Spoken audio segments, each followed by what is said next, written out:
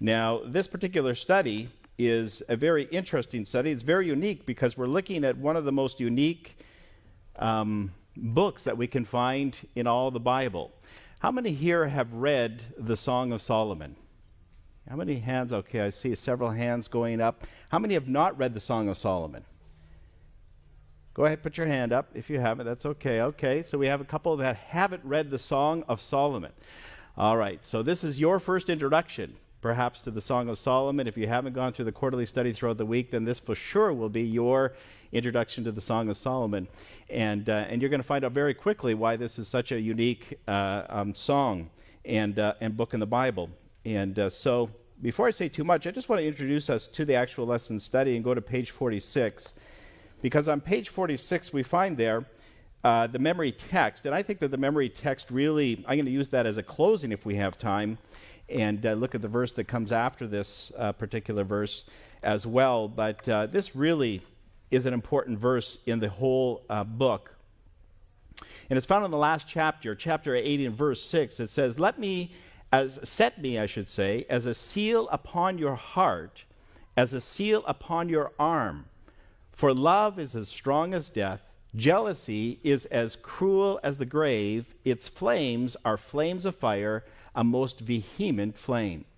And so, of course, this is called the Song of Solomon. Now, some of your translations and editions of your Bible may actually call it the Song of Songs. And traditionally, both of those titles have been used by different Christians, by different Bible printers. And both are accurate in the fact that Solomon is referred to more than once throughout the actual song, and he is the groom. So he plays the role of a groom or a new husband.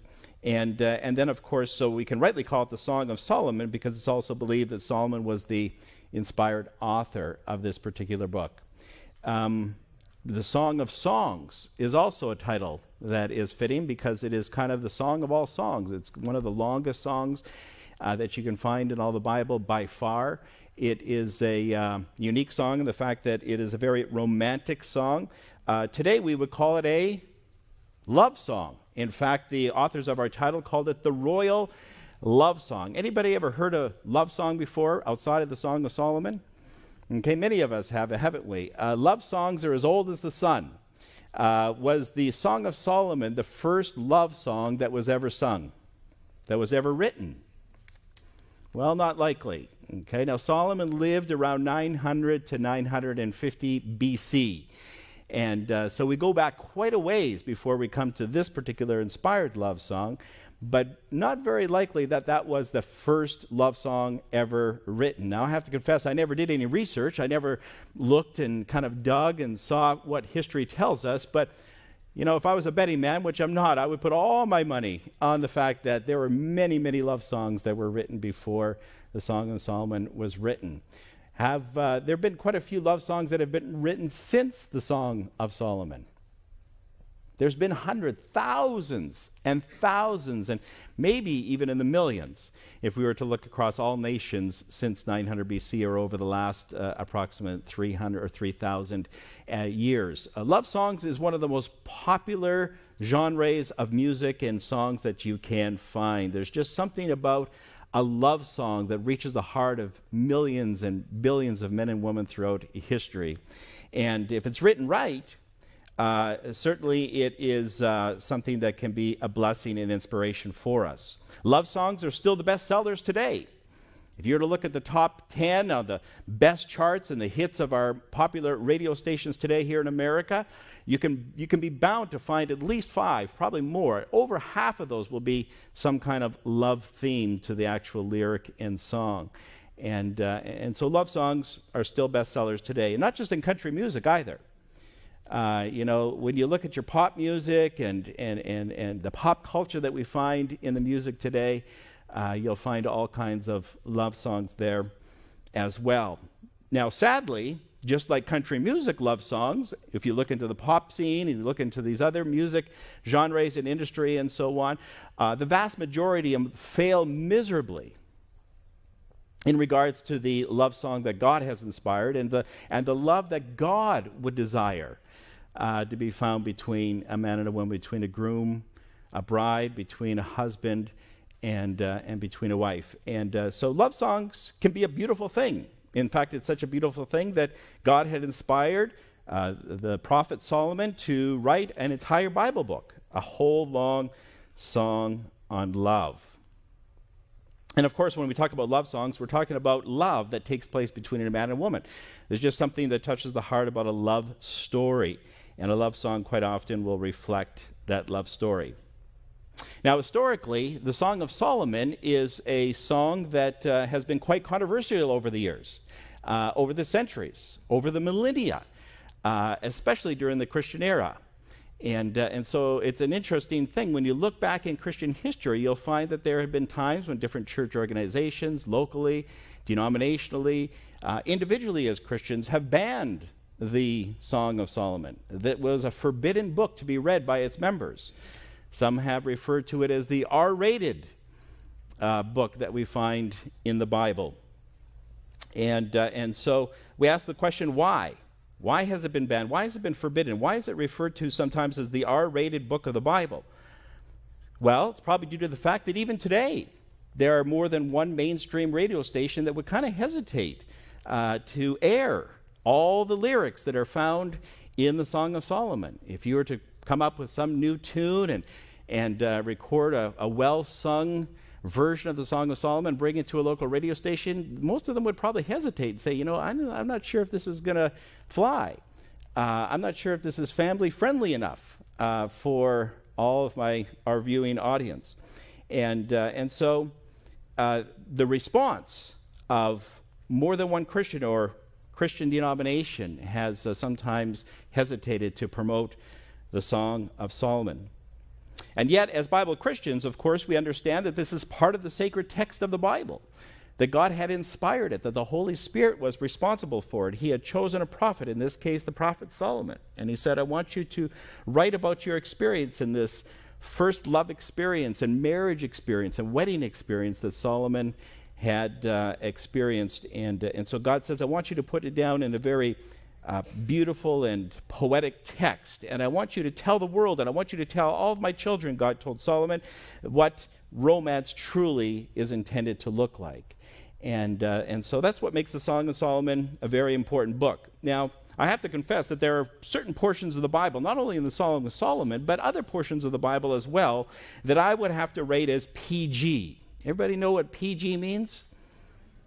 PG stands for parental guidance. And of course, the entertainment industry came up with that term as they were trying to determine how do we rate different movies or TV programs and so on, so that parents can make decisions on what is appropriate for their younger children to watch and what is not appropriate. Now, of course, as Christians, there's a number of things that are not appropriate for any age, and so I'm thankful for some of those ratings for that regard as well.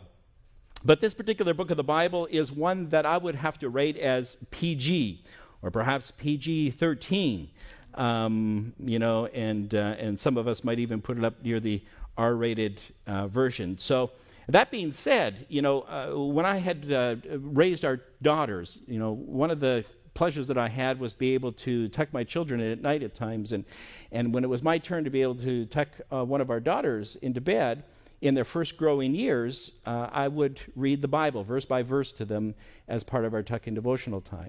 And as a result of that, by the time they got into their early teens, they had been exposed to every verse of the Bible. And I want to highly recommend that you do that with your children as well. Now, when I say every verse, I have to kind of qualify that a little bit, because the fact of the matter is that there were certain verses that it came along, or even a passage that would have come along too, and I would just kind of conveniently, skip that passage and continue on, knowing that that was something that was intended for my daughter when she became just a little older and a little bit more mature. That was a PG portion. And so what am I saying? What I'm saying is that I would not recommend that you read this particular book to your 7-year-old as part of their tuck-in devotional time. It just wouldn't be appropriate for that age bracket.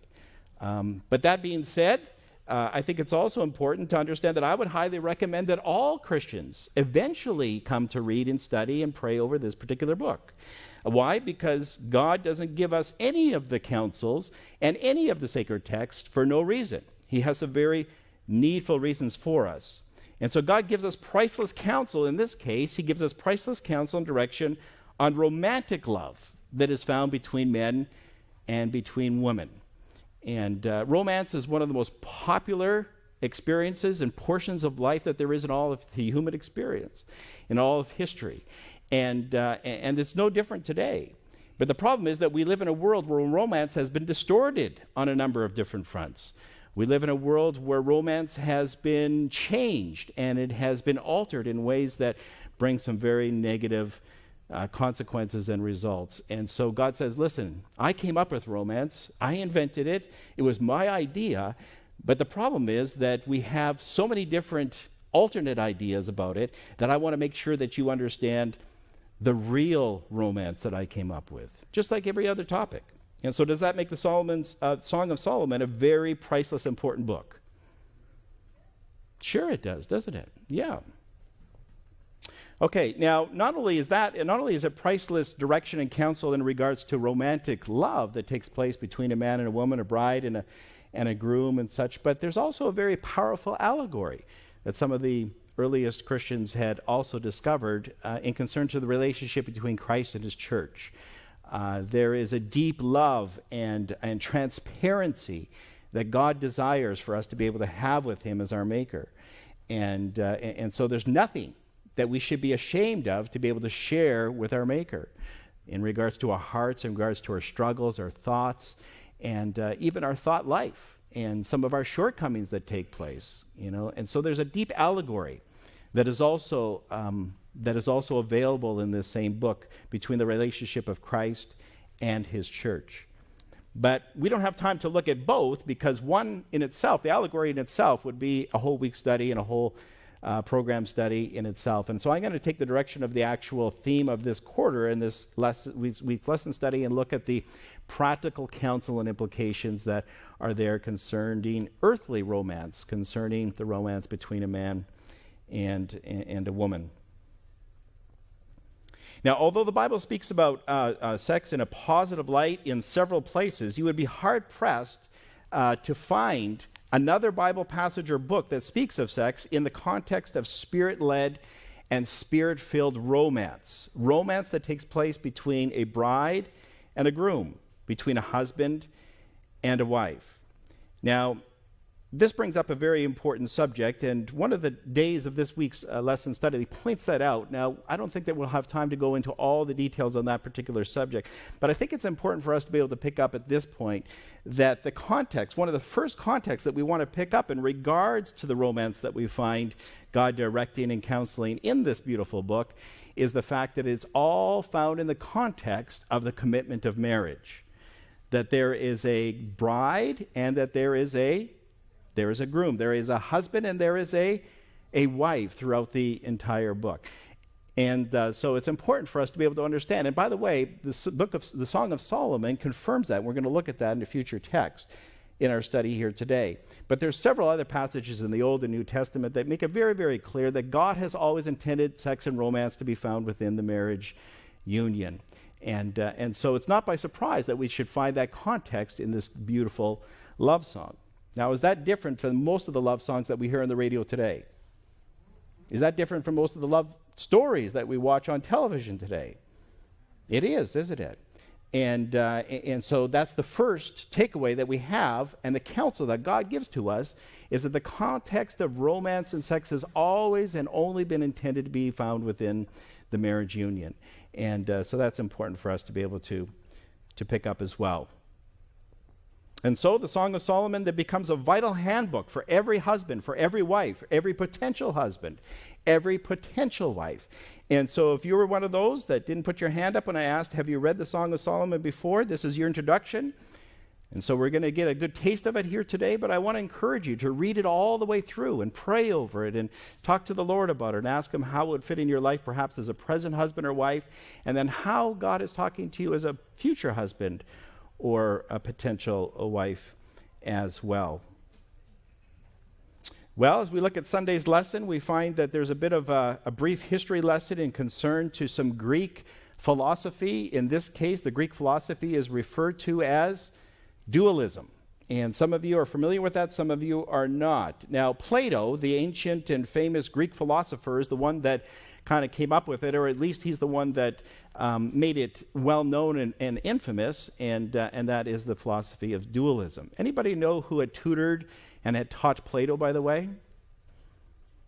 Anybody know who tutored and taught Plato? Good guess. Okay. No, it wasn't Aristotle. Socrates. Okay. So Socrates had tutored and discipled Plato, and then Plato discipled and tutored Aristotle. Okay. Does anybody know who Aristotle tutored and taught? Alexander the Great. Good. Yes, Vanya. It was Alexander the great Greek general and king. Of course, he's famous in history, not for philosophy by any means, but he's famous as a king and a very successful general of wars. He led his kind of Greek army to overcome and develop his world empire. And of course, the Persian Empire then was conquered and expanded by Alexander the Great. So that's just a little bit of side trivia. But Plato is in the middle of these three famous, very influential Greek philosophers that had preceded the Christian church and had influenced the Roman Empire, in which the Christian church was born, in a very real and sadly in a very detrimental way. Now, the gist, or the simple gist of dualism, is that it rejects the physical world and the flesh, the body, anything that you can touch, see, smell, or feel, or hear is evil. It's inferior. The only thing that is not evil and inferior and that is pure is the invisible soul or spirit that is said to exist within ourselves. Now, of course, that opens a whole other can of worms, because, of course, that's where the Christian church that was born in that context was influenced to start to adopt the soul as something that is invisible and separate from the physical body, which the Bible actually doesn't teach. But we don't want to get sidetracked on that too far. But in regards to the Song of Solomon, romance, and so on, Plato's philosophy also influenced Christianity and introduced ideas of holiness that are actually opposed to the religion of the Bible. Dualism is not something that comes from the Bible. It's not something that God wants us to understand and live by, and it certainly doesn't want us to influence us into ideas of holiness. Now, some people have got a little bit confused sometimes, because the Apostle Paul actually was inspired to use the popular philosophy and thought process of dualism in some of his scriptures in the New Testament. Ever heard of the sinful flesh that Paul talks about? Okay, some of us have read that many times. You know, Paul in several different times talks about the flesh, and he uses the flesh to symbolize the sinful nature that all of us have been born with, that we've inherited because of Adam and Eve's sin. And so we all are born with a natural bent to sin. We all have a propensity to this particular error. And so Paul then was inspired to say, well, that we can use the flesh to symbolize that. But Paul was not asking us or inviting us to adopt dualism. No, not at all. In fact, he said the only way that we can overcome the sinful flesh that we all experience is through accepting and having the abiding Holy Spirit in our hearts. Okay? Does that sound like dualism?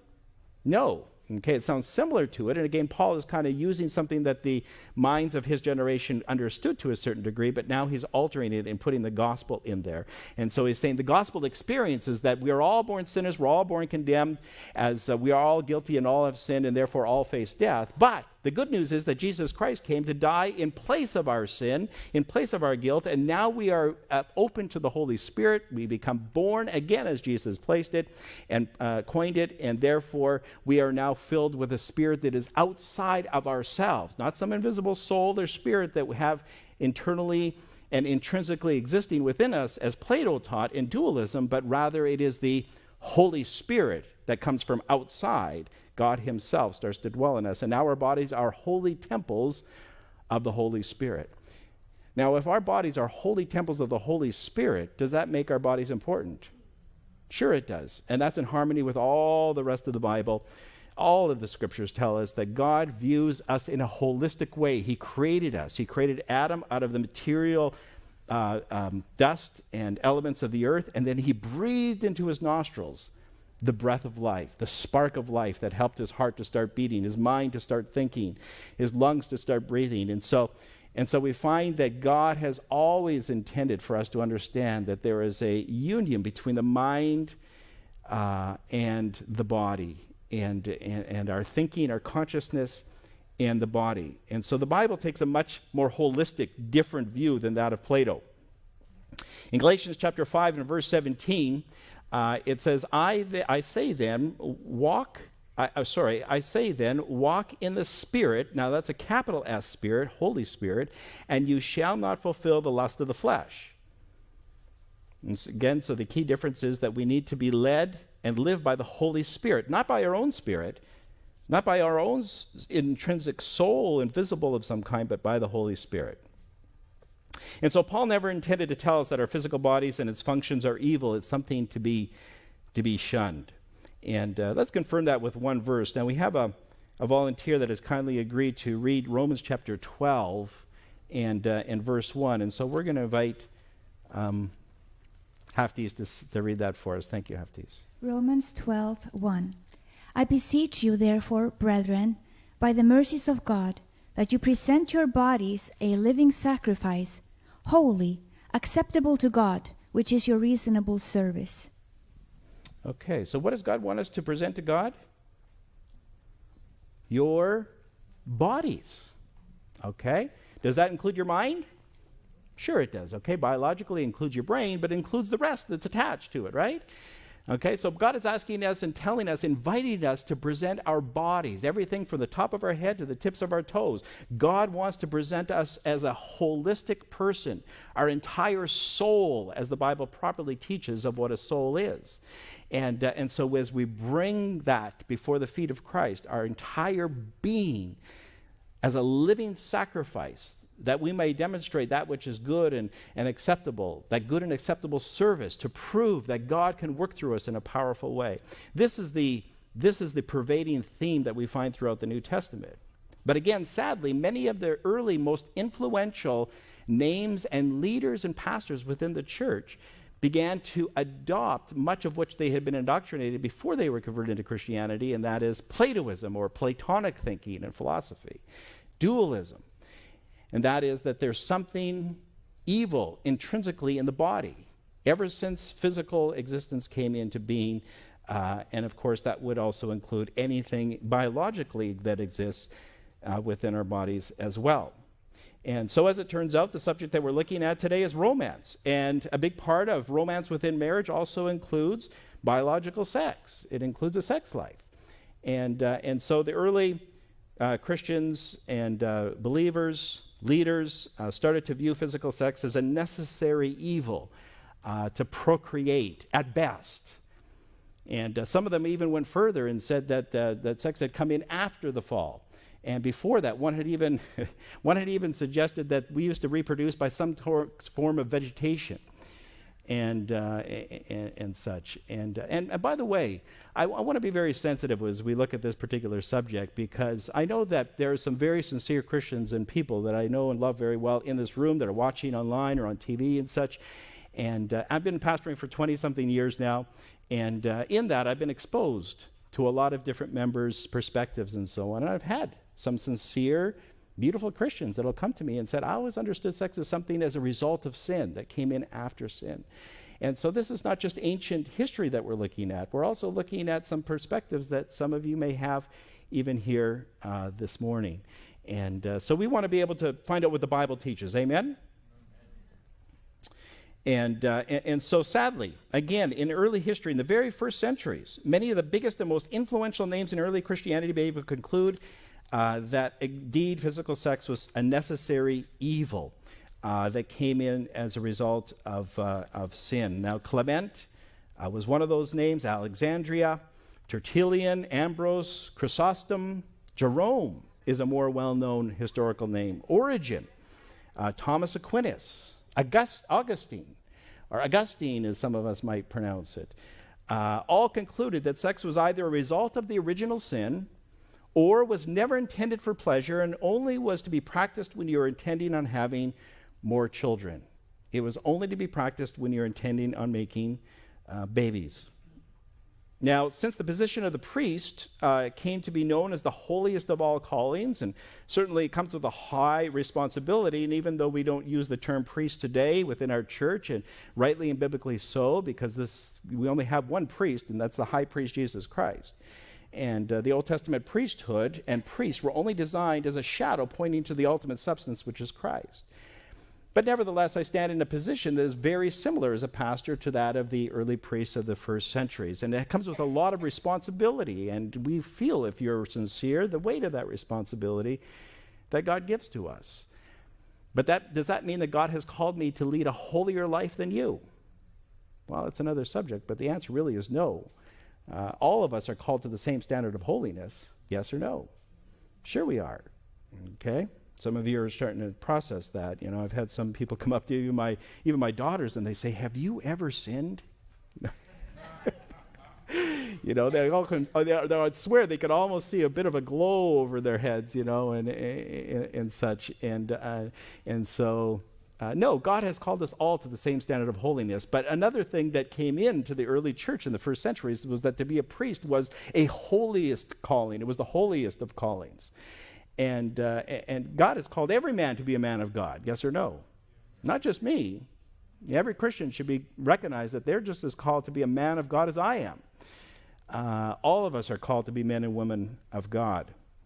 And so the priest was the holiest of callings. And so the next natural step in this kind of distorted view that dualism had brought into the church and into the theology and the thinking of the Christians of those early centuries is that it was to lead to the next mistake was to forbid priests in their holy calling and the holiest of callings to either marry and therefore also not engage in any kind of romantic lifestyle and experience. And so, of course, if sex is evil, then, of course, to be in the holiest of callings, you need to be able to make sure you never expose yourself to that evil. And so it was forbidden to be married.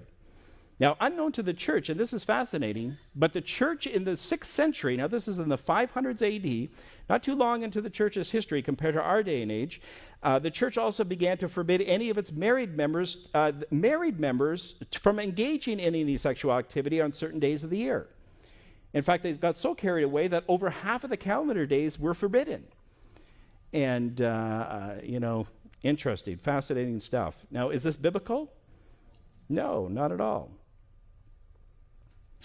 Now, it's important to understand that all of this stemmed from a very wrong and unbiblical understanding of our bodies and of sexuality. Whenever we depart from God's plan and Bible truth, I think it's important for us to understand that we always suffer negative consequences. And this is no exception. We can't ignore this. Is it a more uncomfortable subject? Yeah, some of us get a little bit squirmy. You know, when we talk about this subject, we're saying, hey, you know, I'm not sure if I'm comfortable with this. But you know what? The fact of the matter is it comes from God. And it's so important that he gave us a whole book in the Bible to give us some important counsel and directive on it. So to view sex within marriage, and some of us have mistakenly come to that conclusion that sex is either gross or it's sinful. This is not in harmony with the Bible. It will always bring unhappiness. And not only do we, if we have this distorted view of sex, it also will come with some very real sins that can result from that particular conclusion and perspective.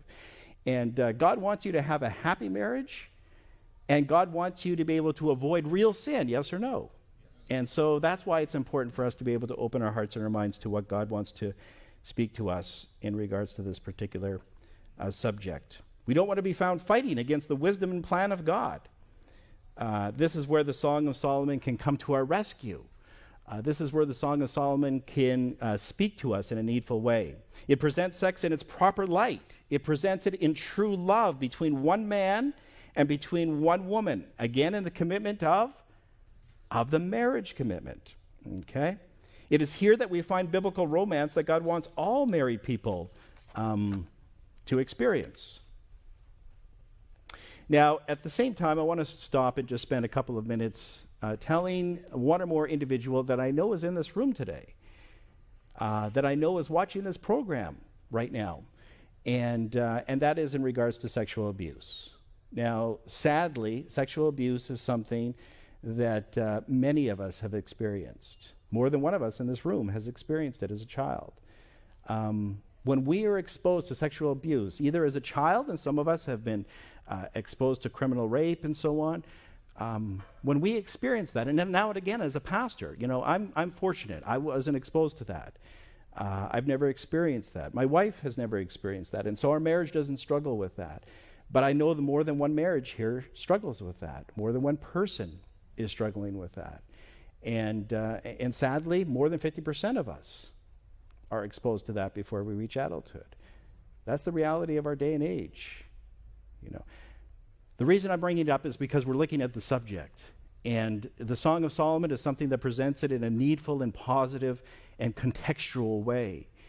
But I understand that if sex is something that you've concluded is either gross or sinful or something that is distorted, and you understand that that's tied to your experience in the past because you've been abused, you've been victimized because of it.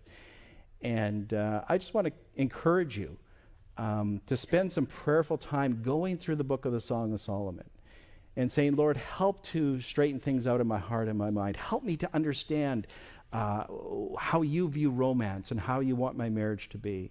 And God can do some beautiful things in your heart. Spend some time praying over it. And if you haven't talked to your spouse about it, I want to encourage you to open up to your spouse about it. I've talked to one or more members over the years that have come to me and said, Pastor, I was raped repeatedly times when I was growing up as a girl. And of course, I'm not going to share the gory details, but she'd been married for well over 25 years. And she knew that her sex life, her romance was not where it really should be and where God wanted it to be. And she knew the reason. And so she opened up with me first, but I said, really, you got to work through this with your husband as well. So I just want to encourage you, talk to your spouse, open up with them, and start to share your heart and work through it together as you prayerfully work through that together. Because if you hadn't, it's affecting your marriage inevitably. At some measure, it's affecting your marriage in a negative way. And it's robbing you from some happiness that God wants you to have that you're not experiencing now. So I'm really sorry that, that we have to talk about these things sometimes, because I know they're not easy to talk about, and yet they're part of the human experience, and we are in a worse place if we don't talk about it. And so it makes the Song of Solomon a priceless tool for you as well. Now, this is a very long intro to a book that we've only read one verse from so far, isn't it? Let's read some sample verses that reveal the romance. Now, I just want to tell volunteer number 2 that I did save, and they probably read it already ahead of time. I've saved the easy verses for the volunteers, just to be easy. Okay, so Solomon chapter 1 and verse 2, and then we're also going to look at chapter 2, verses 6 and 7. And so our volunteer number 2, Alberto, is going to be a little bit busier. Okay, Song of Solomon 1:2. Let him kiss me with the kisses of his mouth, for your love is better than wine. Solomon 2:6-7. His left hand is under my head, and his right hand embraces me. I charge you, O daughters of Jerusalem, by the gazelles or by the does of the field, do not stir up nor awaken love until it pleases. Okay, thank you. Does that sound romantic? Does it sound physical? Sure it does, okay? Within the marriage union, physical romance is part of God's plan. Even as it's describing there, the groom's, the man's hand is behind her head and embracing her and so on. And this is more intense intimacy, isn't it? That's being described here. This is more than just a quick peck on the cheek or a peck on the lips. This is real romance within the marriage union. And so the Bible talks about it in a very real and open way, in a holistic way. It sounds very romantic, and it's also good counsel here. And I just want to save this more intensity to talk about it, I should say, in a way that counsels our young people, those who are single that are listening here today. And that is that God has also told us in that 7th verse in chapter 2, we have some advice from the bride to those who are not brides yet, from the bride to those who are single yet. And she's saying, hey, listen, when it comes to engaging in some of this more intense intimacy, including this particular style of kissing, is designed and withheld, or should be reserved until marriage, until you found the one that you're going to spend the rest of your life with. There's a saying, and maybe I'm making up the saying, I'm not sure exactly how it goes, but once you start warming up the oven, it can be very difficult to cool it back down. And some couples have made the mistake of warming up the oven, and then they can't cool it down, and next thing you know, they have a bun in the oven. And I know that we're getting a bit of chuckle out of that, and we need to break the tension a little bit, but I'm telling you, as a pastor, I've had more than one or two young women that have come to me, and some of them, they had demonstrated through the years before that they were saving their virginity for the special man that they were going to marry. They were saving themselves, and they'll come up to me in tears in privacy, and they're just bawling, and they're saying, Pastor, I made the mistake. I started to started to warm up the oven, and we couldn't cool it down. And now I'm pregnant. The first time she compromised, and now she's with child. This is serious stuff, is it not? Yeah, there's some very negative consequences. And so we find that it's repeated 3 times. Verse 7 is repeated later in chapter 3, and then I think it's later in chapter 8. 3 times we find this counsel from the bride and saying, hey, listen, don't start warming up the oven too much until you know that that's the one, until you know that you found your bride, you found your groom. Even worse than that bun in the oven is falling in love. You start to fan the flames too much. You start to warm up the oven too far, and then all kinds of hormones and emotions start to flood into your brain and your mind and your heart, and now you can't think straight. And now you're making decisions that you shouldn't, because this is not the woman that God intended for you. Maybe this is not the man that God intended for you, but now you're seeing red because you started to fan the flames too early. Now, scientific research has revealed that our bodies release several different hormones during sexual experience. One of those is oxytocin. Now, oxytocin is more familiar and more well known to be the hormone that God has created in a woman, in a mother, that is released in a very substantial measure when she is both giving birth to a child as well as when she's breastfeeding. Why? Because science research has discovered that hormone develops an emotional bond that would never be as strong if it wasn't for that hormone being released. And so God is forming a bond between the mother and the child in a very powerful way. Now, the fascinating thing is that science has also revealed and discovered that oxytocin is released in a very substantial measure when a woman is engaged in sexual activity. Why? Because God had designed that for the heart of the woman, and also the man to a real degree as well. It releases oxytocin to bind an emotional binding and bond that was never designed to be broken again. And that's why God designed it that way. Why? Because when you consummate your marriage, when you have your fun and your honeymoon and so on, you are bonding your hearts together in a way that God has designed you to become one and never to be separated again. It's a beautiful picture biologically and scientifically when you see it in the context of the commitment of marriage, but when we start to engage in it outside of marriage, it creates a big mess, doesn't it? And that's why we have so many broken hearts. Many of us have experienced a number of deep and broken hearts before we ever find the person that we marry, because we left the counsel of God. And on the same vein, I want to talk some on dating and going steady. The Shulamite's counsel also can apply in principle to the youth. And that is, don't make the mistake of following what the world models for you, and don't start dating and going steady with men and women, or even worse, with boys and girls. Okay, boys don't get married. Girls don't get married, or they shouldn't. Not in our day and age anyway. Okay, men get married. And by the way, ladies, don't now I'm going to start preaching a sermon I have coming, don't marry a boy, you marry a man. Okay, ladies? And sometimes we'll say, well, boys will be boys. Yeah, that's right. They are still boys. If he's still a boy, don't marry him. He's not a man. God has only intended women to marry men. And so make sure that he's a man before you marry him. That's a different subject. So, don't follow what the world models. Now, I know the world models that once you reach grade school nowadays, it's cool, it's in vogue. That in fact some parents are encouraging you to start engaging in dating and going steady. Start practicing for that special person you're going to have in the future. Listen, that's just a bunch of hogwash. Don't follow it. Don't fall for it. That's what the world models, but that's not what God gives to us. You start dating and you start going steady with somebody only when you know that you're seriously ready and that person is seriously ready and considering marriage. You'll save yourself a whole lot of pain and heartache. Now, because of this, my wife and I had decided very early on, after we had our first child, that we would not allow our children to watch any entertainment that involved or modeled teenage romance. Now, teenage romance is just pervasive through so much of our entertainment industry today. And we decide we are not going to expose our children, our daughters, to any kind of teenage romance. Why? Because that's not part of God's plan. So why would I want to expose them to a model that tells them something different than what God has planned for them? Now, for some of us, I know that kind of steps on some toes. One of Denise's favorite movies when she grew up was The Sound of Music.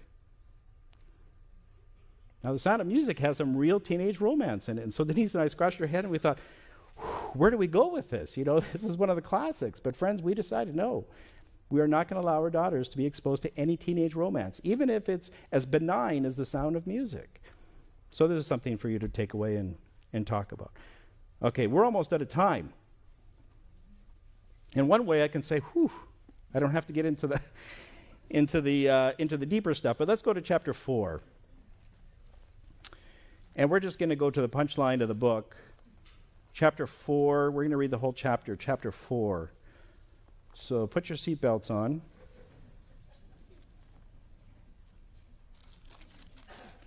Chapter 4, verse 1 says, "Behold, you are fair, my love." Now this is the groom. This is Solomon the groom speaking to his bride. He says, "Behold, you are fair, my love. Behold, you are fair. You have dove eyes like your veil, behind your veil. Your hair is like a flock of goats going down from Mount Gilead." When my wife and I read this together years and years ago at the beginning of our relationship, and we used to tease each other, and we had read somewhere, went to a marriage encounter, and they said, never go to bed without telling your spouse you love them, and always give them one compliment. And so when we'd say goodnight at night, I'd say, "Good night, honey, and so by the way, I love you, and your hair is like a flock of goats."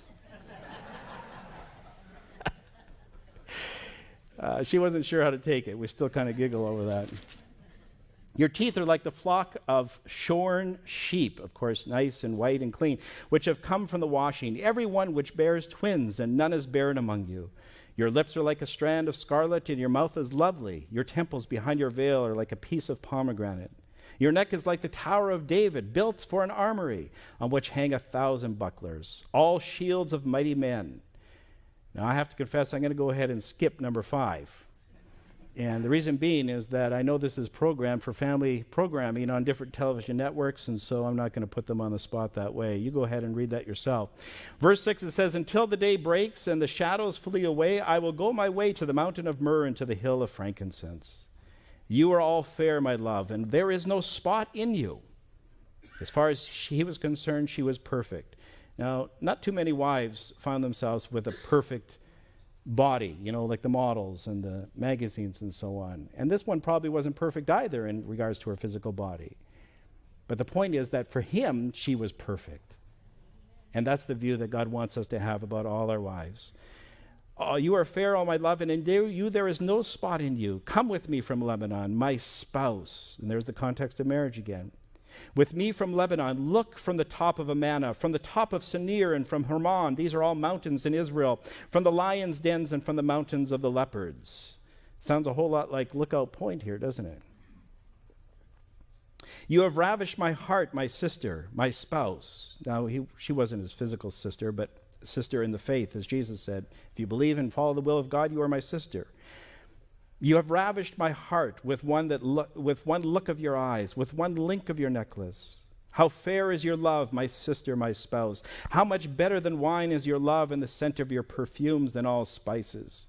Your lips, O my spouse, drip as the honeycomb. Honey and milk are under your tongue, and the fragrance of your garments is like the fragrance of Lebanon.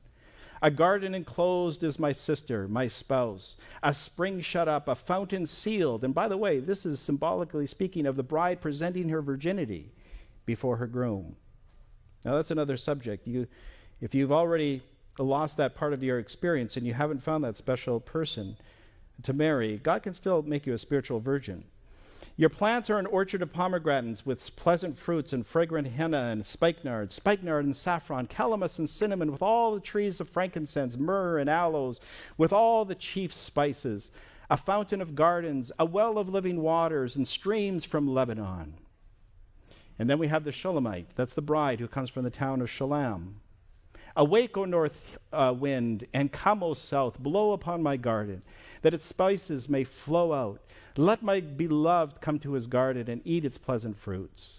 And then the groom responds, I have come to my garden, my sister, my spouse. I have gathered my myrrh with my spice. I have eaten my honeycomb with my honey. I have drunk my wine with my milk. Is it just me or is it getting hot in here?